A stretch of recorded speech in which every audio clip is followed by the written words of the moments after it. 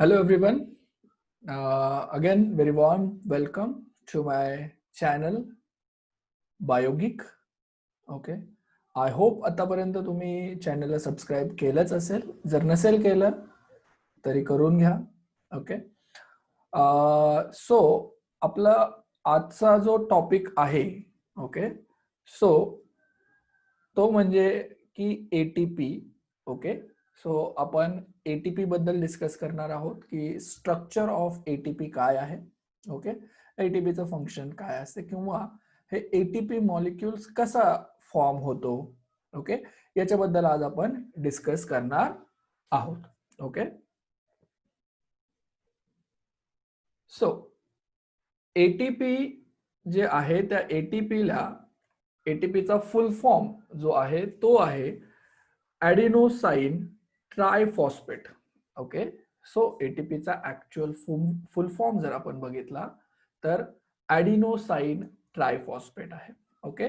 So ही जी ATP असते that ATP is energy rich molecule. Okay.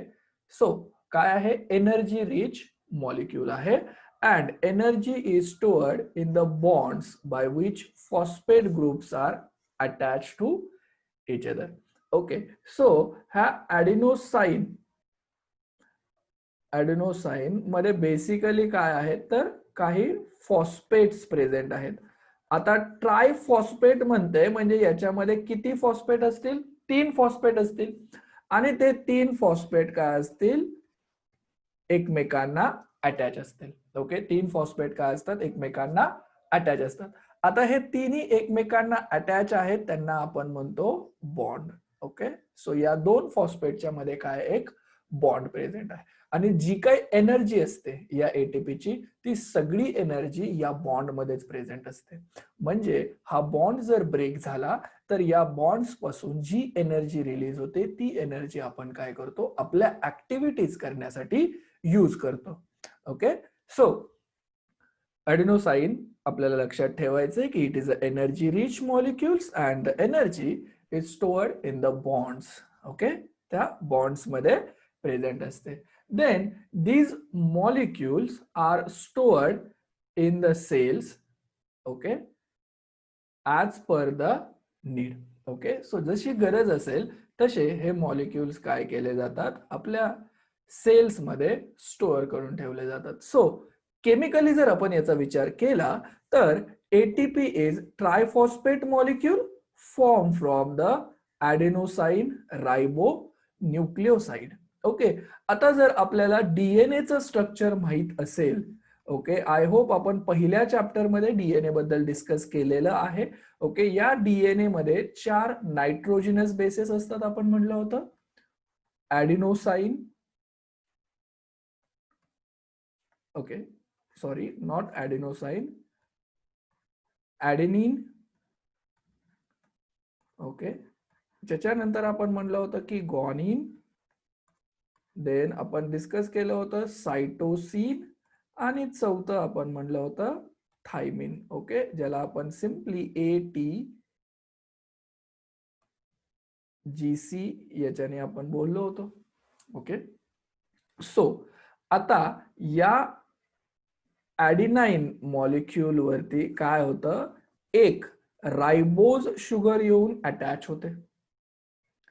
Okay. किंवा तुम्ही म्हणू शकता की राइबोज शुगरला काय होतं, तो नायट्रोजन जो आहे, नायट्रोजन बेस जो आहे ॲडेनिन, तो काय होतो, अटॅच होतो आणि तो अटॅच झाल्यामुळे आता ह्याचं स्ट्रक्चर काय होतं, ॲडिनोसाइन. आता स्ट्रक्चर काय झालं, ॲडिनोसाइन.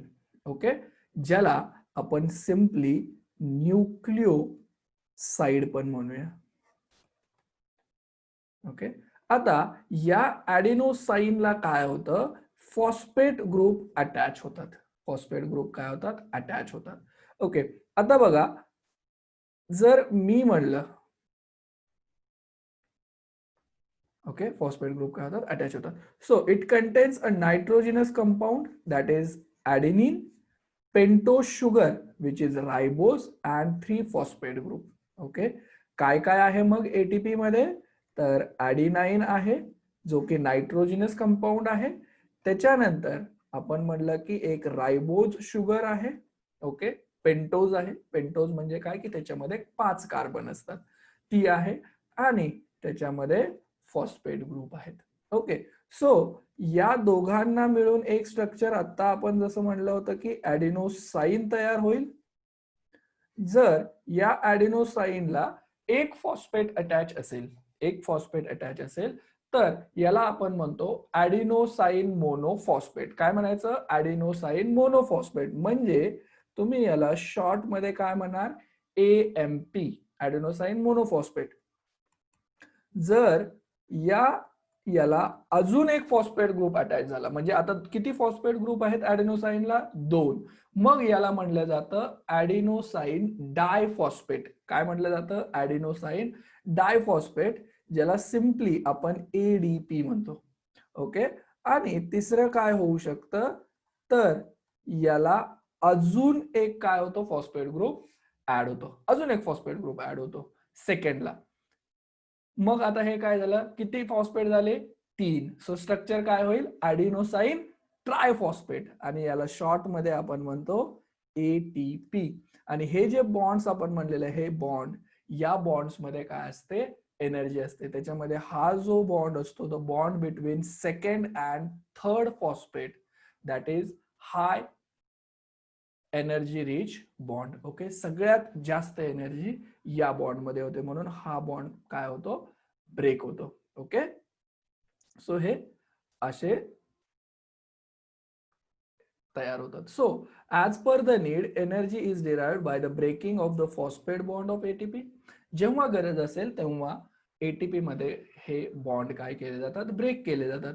Hence ATP is called as energy currency of the cell. ATP ला आपण काय म्हणतो? Energy currency. ओके, बघा, आपल्याला एखादी वस्तू घ्यायची असेल तर आपण काय करतो? करन्सी मोजतो. ओके, आपली करन्सी काय आहे? Indian currency rupees. ओके, आपली करन्सी काय? रुपीज. सो मला एखादी वस्तू जर घ्यायची असेल तर तुम्ही दुकानात गेलात, एखादी वस्तू तुम्हाला घ्यायची असेल तर तुम्हाला अशीच कोण देणार नाही. ओके, तुम्हाला काय करावं लागेल? पैसे खर्च करावे लागतील. तसंच तुमच्या बॉडीमध्ये तुम्हाला कुठलीही ऍक्टिव्हिटी, एनी ऍक्टिव्हिटी, कुठलीही ऍक्टिव्हिटी परफॉर्म करण्यासाठी तुम्हाला काय करावं लागेल? काहीतरी खर्च करावा लागेल. आणि तुम्ही काय खर्च करता? तर तुमची एनर्जी खर्च करता. म्हणजे मी आता तुमच्या समोर बोलतोय, ओके, याच्यासाठी पण मला एनर्जी लागते, याच्यासाठी पण मला एनर्जी लागते. तुम्ही एखादा पॉइंट लिहून घेताय, ओके, सो त्याच्यासाठी पण तुम्हाला काय लागते? एनर्जी लागते. सो एनर्जी ही येते कुठून? हे तुमच्यामध्ये एनर्जी येते तर ह्या ATP मॉलिक्युल्स मधून. ह्या ATP मॉलिक्युल्स मधले फॉस्फेट बॉन्ड जो आहे तो काय होतो? ब्रेक होतो. आणि त्याच्यापासून जी तुम्हाला एनर्जी मिळते त्याच्यामधून तुम्ही ती ऍक्टिव्हिटी परफॉर्म करता. ठीक आहे, म्हणजे तुम्ही एखादी ऍक्टिव्हिटी करण्यासाठी तुम्ही काय खर्च केले? ATP. काय खर्च केले? ATP. म्हणून ATP ला पण आपण काय म्हणतो? Energy currency of the cell. So हे एक सिंपल स्ट्रक्चर दिलेलं आहे. बघा की हा ॲडिनाइन आहे. हा ॲडिनाइन ह्या रायबोज शुगर बरोबर बाइंड झालाय. ओके, किंवा तुम्ही म्हणा सिम्पली अटॅच झालाय. आणि त्याच्या बरोबर नंतर हे 3 फॉस्फेट काय झालेले आहेत? अटॅच झालेले आहेत. Okay, so phosphate bonds with more energy. So second आणि थर्ड मध्ये जो फॉस्फेट बॉन्ड आहे त्याच्यामध्ये सगळ्यात जास्त काय असते? एनर्जी असते. सो आता हे ATP आहे, म्हणजे बघा इथं बॅटरीचं स्ट्रक्चर काय? जास्त. Means you have the more energy. तुमच्याकडे चांगली खूप जास्त एनर्जी आहे, फुल बॅटरी आपण याला म्हणतो.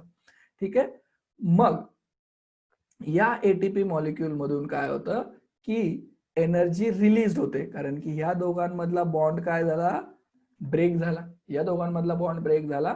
सो ही काय झाली? एनर्जी रिलीज झाली. सो ही एनर्जी तुम्ही यूज कराल तुमच्या कुठल्याही ऍक्टिव्हिटीज करण्यासाठी. ओके, सो आता ATP मधून एक फॉस्फेट निघून गेलाय, म्हणजे आता राहिले किती फॉस्फेट? फक्त 2. म्हणून त्या स्ट्रक्चरला तुम्ही काय म्हणणार? ADP, दॅट इज ॲडिनोसाइन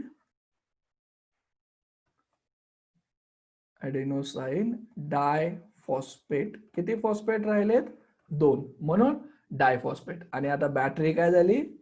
कमी झाली, एनर्जी कमी झाली. ओके, सगळ्यात जास्त एनर्जी याच बॉन्डमध्ये होते, म्हणून सगळ्यात जास्त एनर्जी काय झाली इथून लॉस झाली. ओके, सो हे स्ट्रक्चर आहे आपलं एटीपीचं. Okay, so if there is insufficient amount of carbohydrates in body due to the exceptional conditions like fasting and hunger, then lipid and proteins are used for energy production. बघा, आपण जी energy produce करतो normally ती produce करण्यासाठी आपण carbohydrate consume करतो आणि आपण day to day life मध्ये रेग्युलरली काहीही तुम्ही खा त्याच्यामधून तुम्हाला कार्बोहायड्रेट्स भेटतच असतं. ठीक आहे, बट जर तुम्ही इनसफिशियंट अमाऊंट मध्ये कार्बोहायड्रेटचं इंटेक केलं, ओके, किंवा कार्बोहायड्रेट कन्झम्पशन तुम्ही कमी केलं, ओके, आता एक्सेप्शनली काय होऊ शकतं की तुम्ही फास्टिंग वगैरे केली, ओके, तुम्हाला भूक वगैरे लागलेली आहे, ओके, तरीही तुम्ही काय केलं, फास्टिंग केलं, ज्याला आपण उपवास वगैरे धरणं म्हणतो, उपवास वगैरे धरलं, त्यावेळेस तुम्ही काय करता, कन्झम्पशन नाहीये तुमच्याकडे कार्बोहायड्रेटचं. ओके, सो तुमच्या बॉडीमध्ये जे काही प्रोटीन्स असेल, लिपिड असतील, ओके, त्याच्यापासून काय केली जाते, एनर्जी प्रोड्यूस केली जाते. म्हणजे ह्या प्रोटीन्सचं आणि लिपिड्सचं पण ब्रेकडाऊन केलं जातं आणि मग काय केलं जातं, त्याच्यापासून एनर्जी तयार केली जाते. ओके, आपल्याला माहित आहे की 1 ग्रॅम कार्बोहायड्रेट आपल्याला 4 किलो कॅलरी एनर्जी देतं, तसंच प्रोटीन ही सेम आपल्याला 4 किलो कॅलरी एनर्जी देतं, पण लिपिड आपल्याला 9 किलो कॅलरी एनर्जी प्रोव्हाइड करतं पर gram.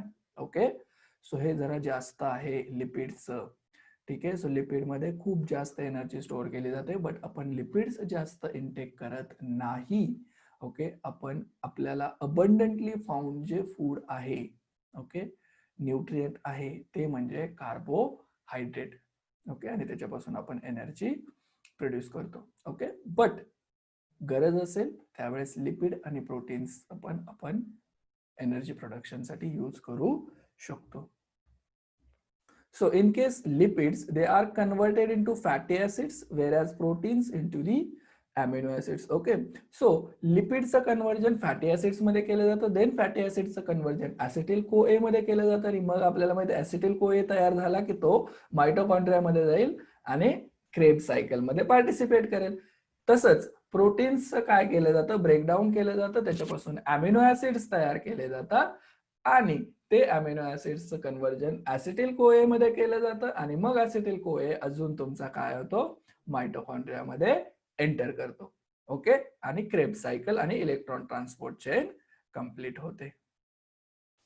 Okay, so the fatty acids and amino acids are converted into acetyl CoA बघा, and energy is obtained through the complete oxidation of acetyl CoA, the process of Krebs cycle in mitochondria.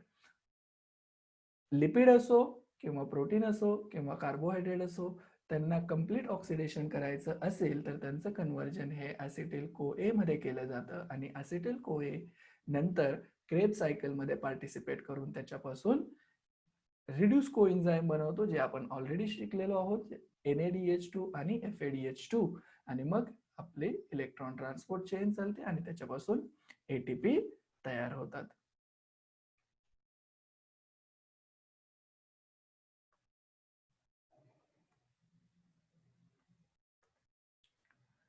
ठीक आहे, so हा जो chart आहे, okay, the process of energy production through the aerobic respiration of carbohydrate, proteins and fats.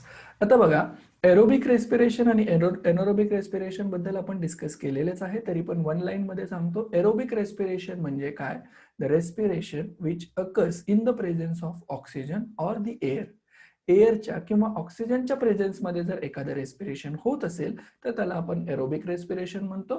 तर anaerobic respiration हे ऑक्सिजनच्या absence मध्ये होतं. Okay, there is a no need of oxygen or the air. Okay, but याचा drawback आहे, ज्यावेळेस anaerobic respiration होतं त्यावेळेस ओके खूप कमी अमाऊंट मध्ये काय केले जातं, एनर्जी प्रोड्यूस केली जाते. ओके, आणि ग्लुकोजचं कम्प्लीट ऑक्सिडेशन पण होत नाही, बट एरोबिक रेस्पिरेशन मध्ये ते कम्प्लीट ऑक्सिडेशन होतं. आता बघा की ह्या 3 वेगवेगळ्या न्यूट्रिएंट्स पासून कशी एनर्जी प्रोड्यूस केली जाते. बघा, कार्बोहायड्रेट आहे, कार्बोहायड्रेटचं ग्लायकोलिसिस होईल. ओके, आपल्याला माहित आहे की ग्लायकोलिसिस हे कुठे होतं, तर ग्लायकोलिसिस हे सेलच्या सायटोप्लाझम मध्ये होतं. ग्लायकोलिसिस कंप्लीट झाल्यानंतर त्याच्यापासून आपल्याला पायरुविक ऍसिड भेटेल. त्या पायरुविक ऍसिडचं कन्व्हर्जन हे ऍसिटिल कोए मध्ये केलं जातं, ज्याला आपण ऍसिटायलेशन प्रोसेस म्हणलं होतं. देन हा ऍसिटिल कोए काय करेल, मायटोकॉन्ड्रिया मध्ये एंटर होईल. So it is enter in mitochondria. Okay, आणि मायटोकॉन्ड्रिया मध्ये क्रेब सायकल चालेल. सो क्रेब सायकल झाल्यानंतर आणि प्लस इलेक्ट्रॉन ट्रान्सपोर्ट चेन झाल्यानंतर मायटोकॉन्ड्रियामध्ये CO2 जनरेट होईल, H2O जनरेट होईल आणि एनर्जी जनरेट होईल. ओके, सो हे झालं कार्बोहायड्रेट. लिपिडचं काय होईल, तर लिपिडचं कन्व्हर्जन हे फॅटी ऍसिड्स मध्ये केलं जाईल. ओके, आणि त्या फॅटी ऍसिडचं कन्व्हर्जन नंतर ऍसिटिल कोए मध्ये केलं जाईल. देन ऍसिटिल कोए पासून हे ऍज इट इज प्रोसेस होईल पुढे. प्रोटीनचं सेम तसंच केलं जाईल. प्रोटीनचं कन्व्हर्जन हे अमिनो ऍसिड्स मध्ये केलं जाईल, त्याच्या मोनोमर्स मध्ये केलं जाईल आणि मग अमिनो ऍसिडचं कन्व्हर्जन ऍसिटिल कोए मध्ये केलं जाईल. सो हे एरोबिक रेस्पिरेशन मध्ये होतं. अॅनारोबिक रेस्पिरेशन मध्ये काय केलं जातं, तर ग्लुकोजचं कन्व्हर्जन ग्लायकोलिसिस मध्ये केलं जातं. ग्लायकोलिसिसचं कन्व्हर्जन पायरुविक ऍसिड मध्ये केलं जातं. पायरुविक ऍसिडचं नंतर फर्मेंटेशन होतं, म्हणजेच अॅनारोबिक रेस्पिरेशन होतं आणि त्याच्यापासून वेगळे प्रोडक्ट्स तयार केले जातात. ओके, आणि हे फर्मेंटेशन जे आहे किंवा अॅनारोबिक रेस्पिरेशन पासून जे काही डिफरंट प्रोडक्ट्स तयार केले जातात, ते प्रोडक्ट्स जे आहेत ते वेगवेगळे बनवले जाऊ शकतात with the help of different microbes, वेगवेगळे मायक्रोब्स यूज करून. ओके, जसं की विनेगर असेल, विटॅमिन्स असेल. Okay, so pyruvic acid, glycolysis नंतर पायरुविक ऍसिड तयार होतं हे आपल्याला माहित आहे. सो पायरुविक ऍसिडचं फर्मेंटेशन करून आपण अल्कोहोल तयार करू शकतो. ओके, इथिल अल्कोहोल बनवू शकतो with the help of using the yeast. Okay, यीस्टचा यूज करून आपण अल्कोहोल तयार करू शकतो. किंवा पायरुविक ऍसिडचं फर्मेंटेशन करून आपण त्याच्यापासून लॅक्टिक ऍसिड पण जनरेट करू शकतो किंवा होतं. आता बघा, लॅक्टिक ऍसिड जे आहे ते आपल्याला युकॅरियोटिक ऑर्गॅनिझम मध्ये पण बघायला भेटतं, जसं की आपल्याच बॉडीमध्ये आरबीसी, ओके, ज्याला इरेथ्रोसाइट्स म्हणतो आपण, आणि मसल सेल्स याच्यामध्ये पण लॅक्टिक ऍसिड तयार होतं. लॅक्टिक ऍसिड्स किंवा याला लॅक्टेट पण म्हटलं जातं. ओके, बघा, ज्यावेळेस आपण खूप हेवी एक्सरसाइज करतो, ओके, स्ट्युनियस एक्सरसाइज आपण ज्याला म्हणतो, त्यावेळेस आपल्या मसल्सला ऑक्सिजन इनसफिशियंट अमाऊंट मध्ये प्रोव्हाइड केला जातो. आणि जर ऑक्सिजन इनसफिशियंट अमाऊंट मध्ये प्रोव्हाइड केला गेला असेल तर तिथे एरोबिक रेस्पिरेशनच्या जागी काय होतं, अॅनारोबिक रेस्पिरेशन होतं. आणि अॅनारोबिक रेस्पिरेशन झाल्यामुळे तिथे काय जनरेट होतं, लॅक्टिक ऍसिड्स जनरेट होतं, लॅक्टिक ऍसिड प्रोड्यूस होतं. म्हणून आपण बघा, खूप पळून वगैरे आलो, ओके, धावत आलो, किंवा जे लोक एक्सरसाइज वगैरे करतात त्यांच्या हातापायांना गोळे येतात असं आपण म्हणतो. ओके, सो पेन करतच, त्यांचे मसल्स जे आहेत त्या काय होतात, मसल्स पेन करतात. कशामुळे, तर या लॅक्टिक ऍसिड्समुळे. आणि त्याच्यानंतर मग नॉर्मल कंडिशन आली, ऑक्सिजन सफिशियंट अमाऊंट मध्ये प्रोव्हाइड केला की ते सगळं नॉर्मल होऊन जातं. ओके, सो हे काही गोष्टी आहेत, प्रोसेस आहेत एरोबिक रेस्पिरेशन आणि अनएरोबिक रेस्पिरेशन मध्ये. Okay, so thank you very much. आतापर्यंत जर व्हिडिओ तुम्ही बघत आलाच असाल तर आता सबस्क्राईब करा. ओके, व्हिडिओ आवडला असेल तर लाईक करा आणि तुमच्या बाकीच्या शाळेतल्या मुलांना, मित्रांना, मैत्रिणींना सेंड करा. Okay, thank you very much.